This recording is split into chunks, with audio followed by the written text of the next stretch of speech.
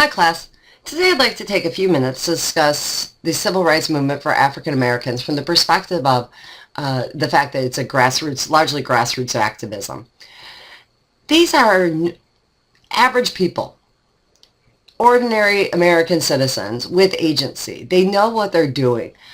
Too frequently, the American story is told from the perspective of this nostalgia of the past, and we have this kind of, I don't know why, but the media tends to portray civil rights activists, other than people like Dr. King, as these meek and humble little people who just happen to do something great. And that it really is inaccurate, and it does not pay justice to the fact that these average Americans, these people who knew, who were fighting for civil rights for African Americans, they knew what they were doing.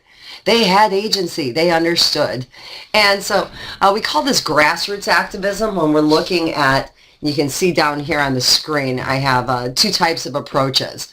And with the New Deal, you saw more of a top-down approach. This is the federal government making changes to and for the American people.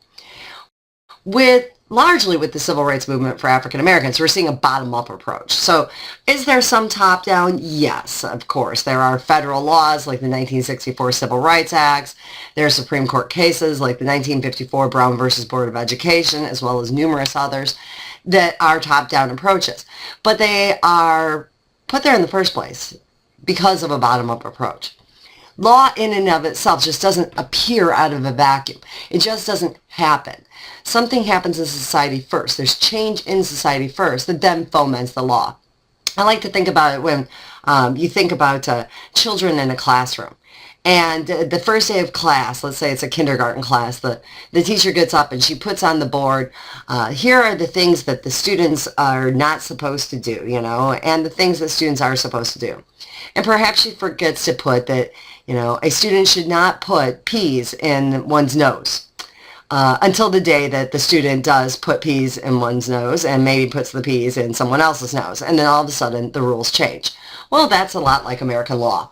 Something happens first and then it changes. It's a reflection of public policy then. And so it's with this great bottom-up approach and these people who are petitioning, because the Supreme Court is an appellate court, it's these people who are petitioning that actually causes change.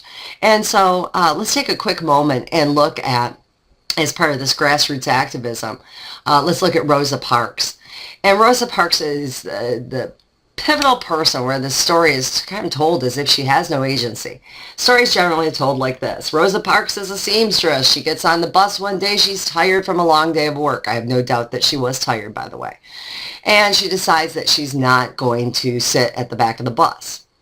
What that story ignores is many, many things. The fact that Rosa had been working for decades to change the bus system. The buses were places where black women were raped, they were assaulted. She had been a strong advocate against violence against women. Moreover, it fails to ignore the fact that she had already been involved in civil rights groups. She was working with local chapters of civil rights groups, and that this was a planned activity. That day, they had planned in Montgomery that she was going to protest. She was fully prepared to be arrested. That was the outcome they expected. And so ignores that agency. She dedicated the rest of her life to fighting for civil rights for African Americans and women. So we ignore that agency. Student groups are another great example of people like Students for Democratic Society, Student Nonviolent Coordinating Committee, popularly called SNCC. SDS and SNCC were major groups of average students who are sitting in the college classrooms that say we're uncomfortable with the world that we're inheriting and we're going to make it a better place. In fact, they met in Port Huron, Michigan, Students for Democratic Society, and they said exactly that. We are uncomfortable with the world that we are inheriting. So please, when you're reading these stories in your textbook, think about the fact that these are people with agency.